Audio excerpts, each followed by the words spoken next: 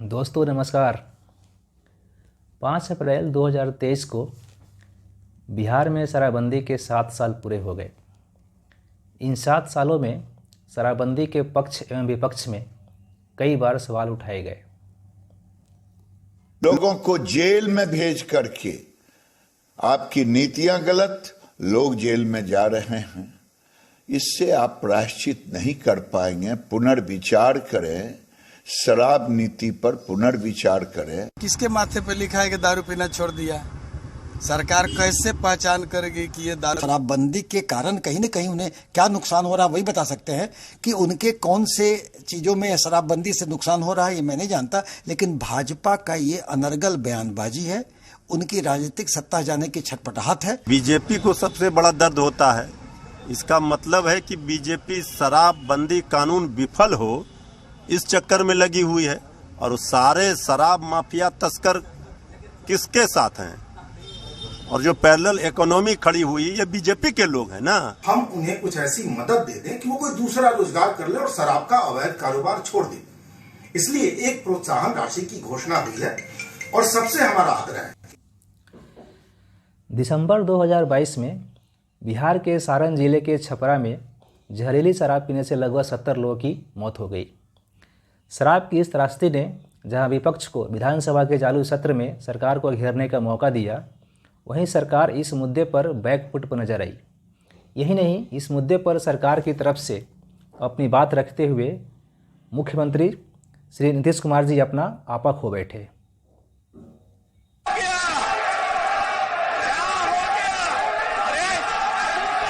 ऐसे में सबसे बड़ा सवाल है कि क्या बिहार में शराबबंदी फेल है? क्योंकि जब भी बिहार में शराब से इस तरह की घटना होती है तो शराबबंदी पर प्रश्न उठ खड़ा होता है। इस वीडियो में जानने की कोशिश करेंगे कि बिहार में शराबबंदी कितना सफल है, शराबबंदी पर सुप्रीम कोर्ट ने बिहार सरकार को फटकार क्यों लगाई, क्या है शराबबंदी पर गुजरात मॉडल, और आखिर में जानेंगे बिहार को शराबबंदी से क्या मिला। जानेंगे चाणक्य लॉ यूनिवर्सिटी तथा जीविका के द्वारा कराए गए सर्वे के बारे में, जिसमें बताया गया है कि बिहार में 99% महिलाएं तथा 92% पुरुष शराबबंदी के पक्ष में हैं। सबसे पहले शराबबंदी के पृष्ठभूमि के बारे में जानते हैं। दरअसल भारत में शराबबंदी के प्रयास राष्ट्रपिता महात्मा गांधी के सोच से प्रभावित हुए हैं, जिन्होंने शराब के सेवन को एक बुराई से ज़्यादा एक बीमारी के रूप में देखा। यही नहीं, महात्मा गांधी ने अपनी पत्रिका यंग इंडिया में इस बात का जिक्र किया है कि अगर मैं 1 घंटे के लिए भारत का सर्वशक्तिमान शासक बना दिया जाऊं, तो सबसे पहला काम यह करूंगा कि शराब की सभी दुकानें बिना मुआवजा दिए बिना बंद करा दूंगा। शराबबंदी के संवैधानिक प्रावधानों को अगर देखा जाए तो यह भारत के संविधान में DPSP यानी directive principle of state policy के तहत आर्टिकल 47 में वर्णित है, जिसमें कहा गया है कि राज्य मादक पेय एवं स्वास्थ्य के लिए हानिकारक दवाओं के औषधीय प्रयोजनों को छोड़कर इनके उपभोग पर प्रतिबंध लगाने के लिए नियम बनाएगा। शराबबंदी भारत के संविधान के अनुसार राज्य सूची का विषय है, अर्थात प्रत्येक राज्य अपने हिसाब से शराबबंदी पर कानून बना सकते हैं। इसलिए हम पाते हैं कि शराबबंदी पर अलग अलग राज्यों में अलग अलग कानून हैं। वर्तमान में भारत के 4 राज्यों गुजरात, बिहार, नागालैंड, मिजोरम के अतिरिक्त केंद्र शासित प्रदेश लक्षद्वीप में शराबबंदी कानून लागू है। ऐसा नहीं है कि बिहार में शराबबंदी पहली बार मुख्यमंत्री श्री नीतीश कुमार जी के द्वारा लागू की गई है।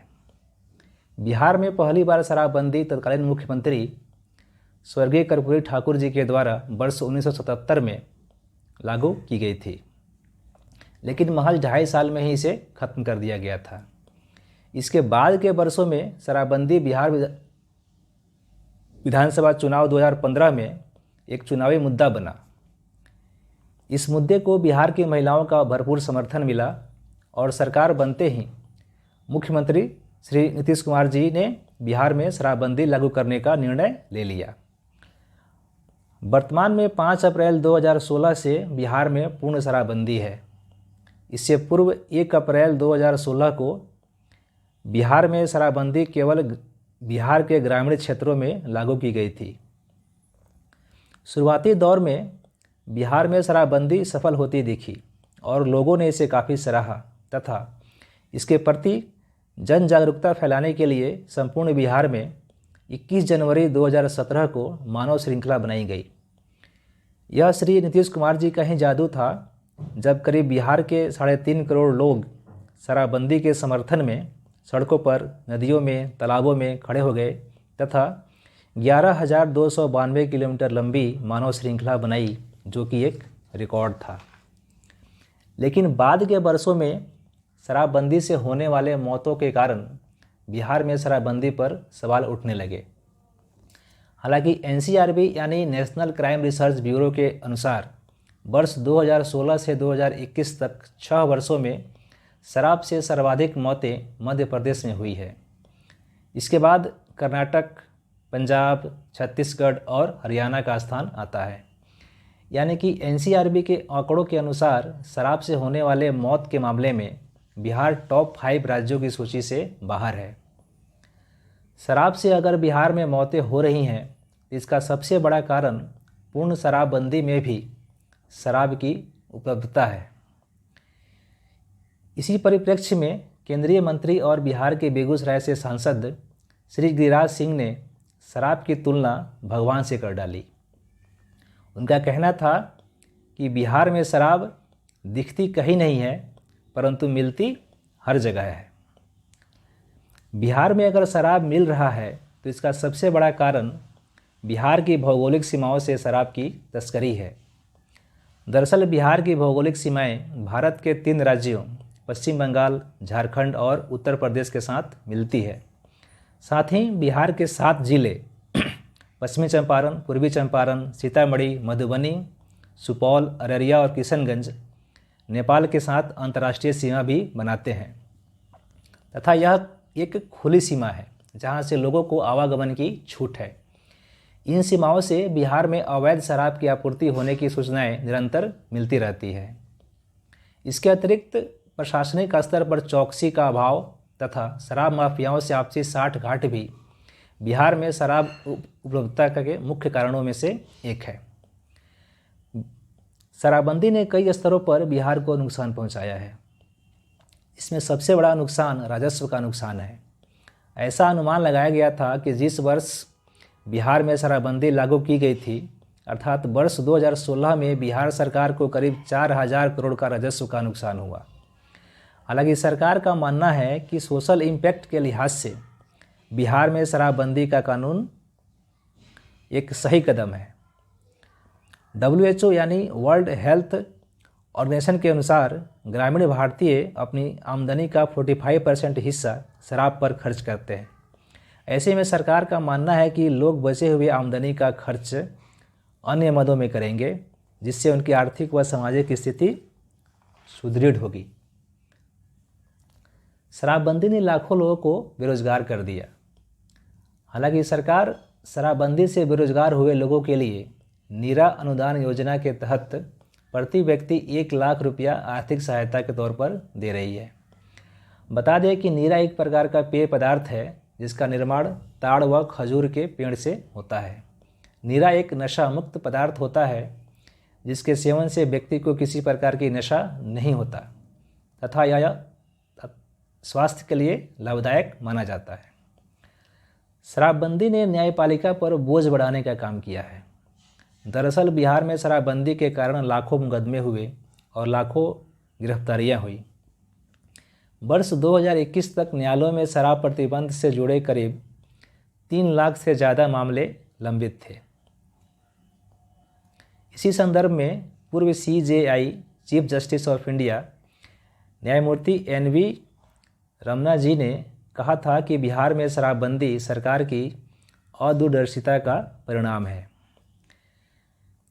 हालांकि बिहार सरकार ने शराबबंदी कानून में संशोधन भी किया है, जिसके अनुसार अब शराब पीते हुए पकड़े जाने पर जुर्माना देकर छोड़ने का प्रावधान किया गया है। हालांकि जुर्माने की रकम अदा कर छूट जाना अभियुक्त का अधिकार नहीं होगा। इसके अतिरिक्त इस कानून में और भी कई संशोधन किए गए हैं।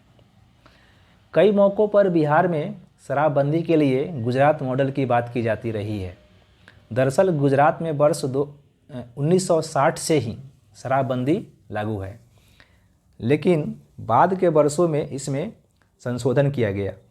इसके तहत गुजरात में शराब पीने की परमिट की व्यवस्था की गई है, जिसे हेल्थ परमिट कहते हैं। इसके तहत गुजरात का हेल्थ डिपार्टमेंट स्वास्थ्य का हवाला देकर कुछ विशेष परिस्थितियों में शराब पीने की छूट देता है। इसके अतिरिक्त गुजरात में बाहर से आए पर्यटकों को शराब पीने की छूट है। भारत के कई अन्य राज्यों जैसे हरियाणा, तमिलनाडु, आंध्र प्रदेश में भी शराबबंदी लागू की गई थी, लेकिन बाद में इसे खत्म कर दिया गया। ऐसे में सवाल है कि क्या बिहार में भी शराबबंदी खत्म कर देना चाहिए?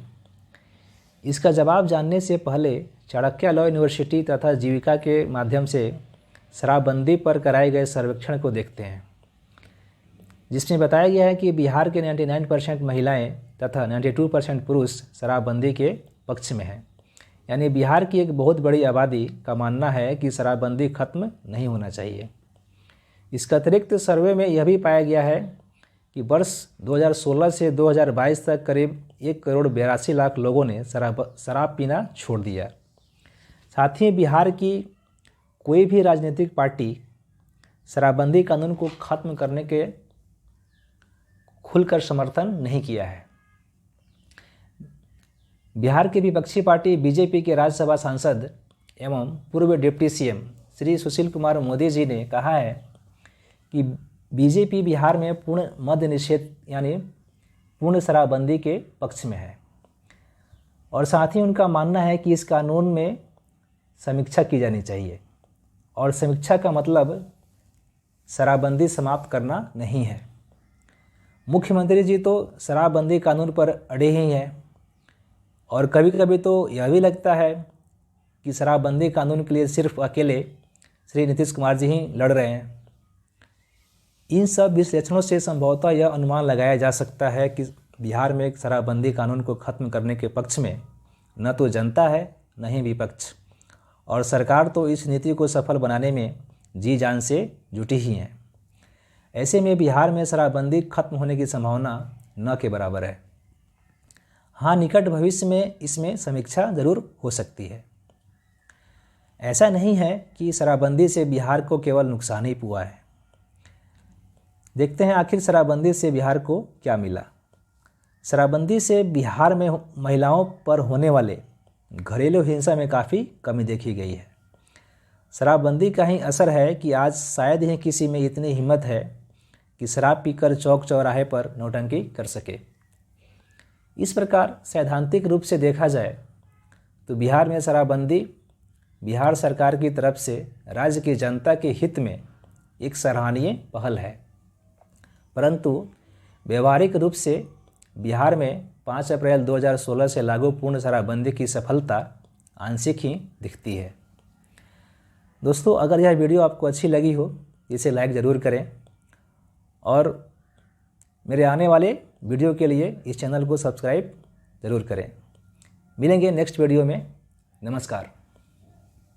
दारू न पीना भैया, पागल फिरोगे तुम बाजार में, दम निकलेगा और सजेगा, रोवेगी प्यारी बहना, होगी बड़ी खराबी, होगी